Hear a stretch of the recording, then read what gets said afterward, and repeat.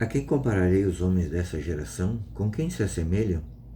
São semelhantes a meninos que, sentados na praça, falam uns com os outros, dizendo: tocamos flauta e não dançastes?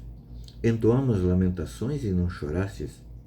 Pois veio João Batista, que nem comia pão nem bebia vinho, e dizeis: está possuído de um demônio. Veio o Filho do Homem, que come e bebe, e dizeis: eis um comilão e beberrão, amigo dos publicanos.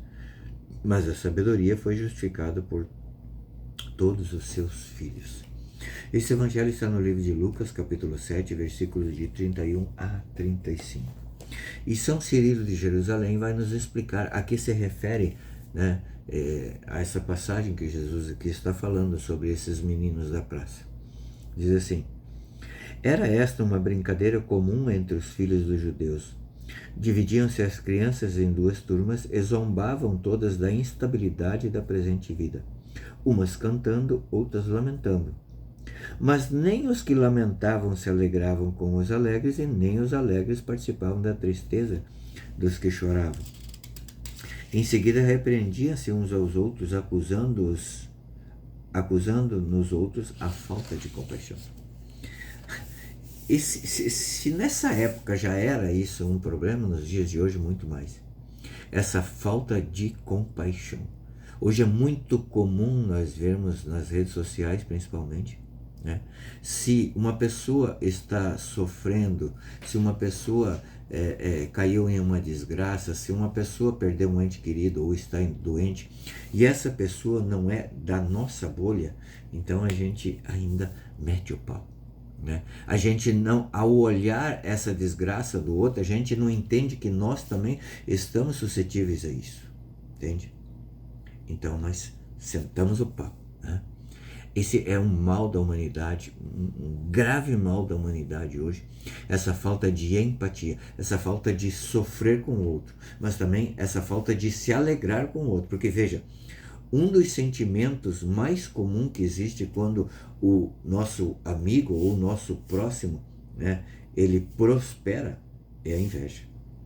A gente deveria se alegrar na alegria, mas muitas vezes a gente se entristece na alegria do outro porque o outro prospera e a gente não. É lamentável que nos dias de hoje a gente não consiga ver e ouvir Deus. Ele está o tempo todo falando conosco, o tempo todo nos mostrando o caminho. Mas na maioria das vezes ele não aparece por nossos olhos e não fala no nosso ouvido. Ele fala na nossa alma, no nosso coração. É claro que ele usa dos nossos sentidos, do nosso ouvido, do nosso olhar, todos os nossos sentidos. Mas é preciso que nós treinemos os nossos sentidos para poder ouvir a Deus. E como que nós vamos treinar? Através da compaixão. Através de nós nos compadecermos dos outros na tristeza e nos alegrarmos com os outros na sua alegria também. E aqui vai dizer Santo Agostinho que a sabedoria foi justificada, como fala aqui no final, porque a sabedoria não está em nem não comer nada e nem em ser um glutão. A sabedoria está em controlar a nossa concupiscência. A sabedoria está no equilíbrio das coisas, né? Essa é a verdadeira sabedoria. Santo Agostinho dizia que a gente tem que comer e parar sempre quando ainda tem um pouco de fome. É preciso que nós treinemos os nossos sentidos para assim, para poder ver e ouvir Deus, que Ele está o tempo todo falando conosco. Aqui vai dizer também de quando Jesus comia e bebia, né, com o povo, é uma espécie de um adiantamento do céu. Nós, como pais de família, sabemos que tem horas que a gente tem que apertar na educação do filho, mas tem horas que a gente tem que relaxar também. Porque se apertar demais, né, como diz o ditado, espana. E se deixar frouxo demais, também se perde.